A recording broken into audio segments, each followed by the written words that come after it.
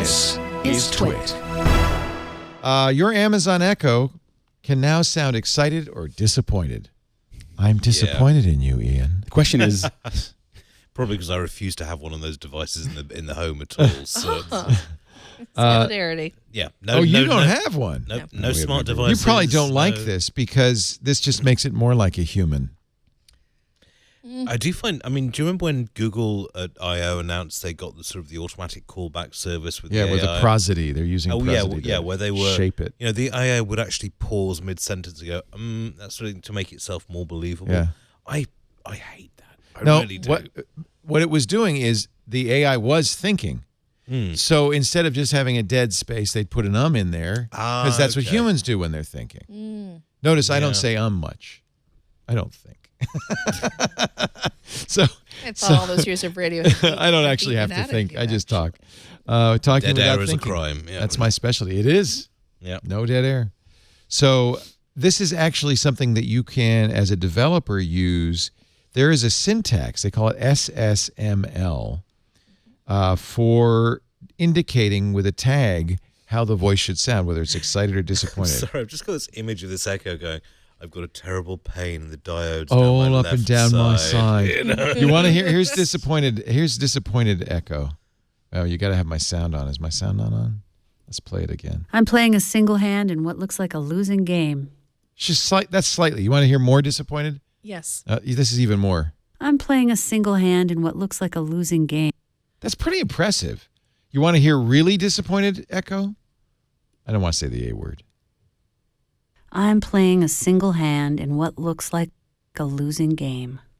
That's so sad. Are the feelings contextual? For example, if you ask Amazon Echo something and it tells you no, it says, I'm sorry, the traffic is 45. It's done manually with an SSML tag. So the developer has to tag it.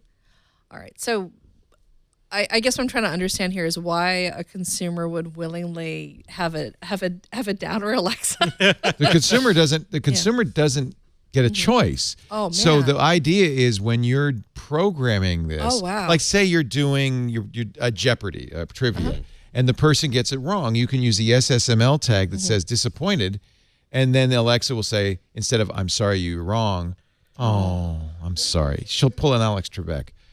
Actually, that would be an even better tag, like superciliously, condescendingly disappointed.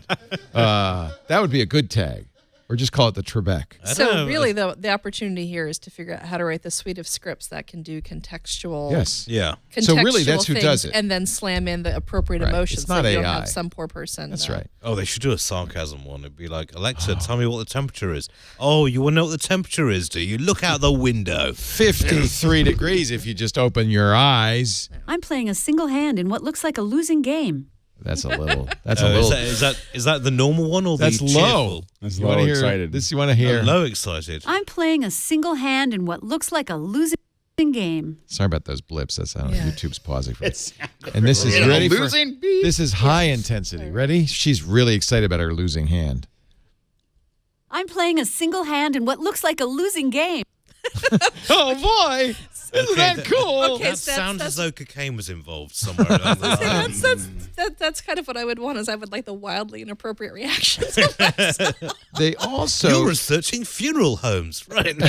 Well, that's right. You don't want to be too happy. So that's what. That's exactly. Well, you know what this reminds me of, and I think I said this when we were talking before the show. In William Gibson's book, Mona Lisa Overdrive, one of the characters at the beginning, Angela, is talking to her house's smart computer. And she decides that she's in such a foul mood that she wants the house computer to be terrified of her. And the house computer's like this. And she's like, no, make it more intense. And the computer's like, please pick up the phone. And she's like, fine, keep it at that intensity. That's what you want. But I think what unsettles me, both about that anecdote and this potential for the technology, is you may have people who are like, it makes me feel big and powerful to have the machine afraid of me. And that's probably not a good thing. Yeah, it's socially maladaptive in a way, I so think. Beatmaster asks in our chat room, should we anthropomorphize he says AI, but I don't know if these are AI exactly, speech assistants at all. Shouldn't we make them sound more robotic, not less? I agree with him, to be quite frank. Me too. Yeah. Yeah, I don't like it when parents teach their children. Well, I don't know. I don't think you should anthropomorphize animals, and I think technology is the same way. So, but you tell kids not to be mean to the dog. Don't talk meanly to the dog. Because the dog is a living creature that it senses it. Yeah, exactly. It's not anthropomorphizing it. Yeah. But what if do you tell your kids not to be mean to Echo? Again, we don't have that in the house. So. You don't either. We don't. You don't either. Oh no, I do. Oh yeah, I do too. Everywhere. Yeah, my kids. I don't just have Echo. I have Echo and Google. I have in the same room. We in our kitchen. We have Echo and Apple. Yeah. Can you set them so when one doesn't get the answer, you're like Echo, and you ask that, and typically Echo is the one that doesn't quite get it, and you go over to the Apple one and you go, okay, what's the answer? I'm waiting for Echo to correct Siri. I would love it if they could interact. What we do is we do have an Apple TV, so we do have voice-activated Siri for that.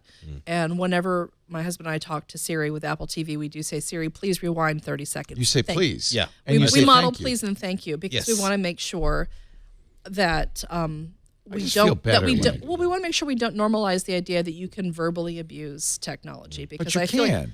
You can, but that kind of behavior, it's almost a parasocial relationship, and then that kind of behavior becomes normalized in social reactions as well. I'm the same with, the one voice activation thing I use is Google Assistant. When I turn it on, it's just like, hi, Google, can you give me directions home, please? And my wife finds this is hilarious, but it's just like, and actually Google did something very interesting when with I think the last build, if you've got a child's voice on there, it will thank you for saying thank you and being polite. Oh. And that's actually a really good way of encouraging politeness. Or anthropomorphization. I know, but I think machines should be machines and humans should be humans for the next decade or so until it becomes impossible to see the two separate the two because we'll carry There was a really great study that came out in the 90s that found out that people actually regarded the characters on television as their friends. They actually had closer emotional connections to them than they did some of the people in their life. And the researchers said, well, they see these people once a week. The TV characters are more steady presences in their life. They don't demand much. It's a rewarding parasocial relationship. And I think that we're going to see the same type of thing with technology, where people are like, when I ask human beings questions, it can be stressful and I don't know how to ask the right question. But Siri doesn't get mad if I have to rephrase my question 5 or 6 times. I still find out an answer. I can rely on them. That said, I don't think it should be with the people voice. I think it should be used very clearly and explicitly as a tool, so there's less of a chance of there being this heavy-duty emotional identification. And there's definitely many things that I would rather have a machine do for me. There's many things if I have to call United, it's because everything else broke, right? I'm not going to call them to ask them. Choice. Yeah, the last choice is that I'm going to call. And now I will say, honestly, I've let my cable bill inflate to $300 because I so don't want to talk to Comcast. Well, my God. I think they bank on that. What they're really figuring out is how high can we raise his bill before he'll call us. Well, and I don't want to talk to them. Well, and the funny thing is that the humans that I talk on at United are exceptionally good at what they do. There's nothing wrong with what they're doing. Actually. They're very nice. They're very smart. Yeah. They handle all the little weird things that might need to get handled. So it's not that they're doing anything wrong. It's just that I would prefer to do it quietly while I'm doing something else and just have it sorted. Come on.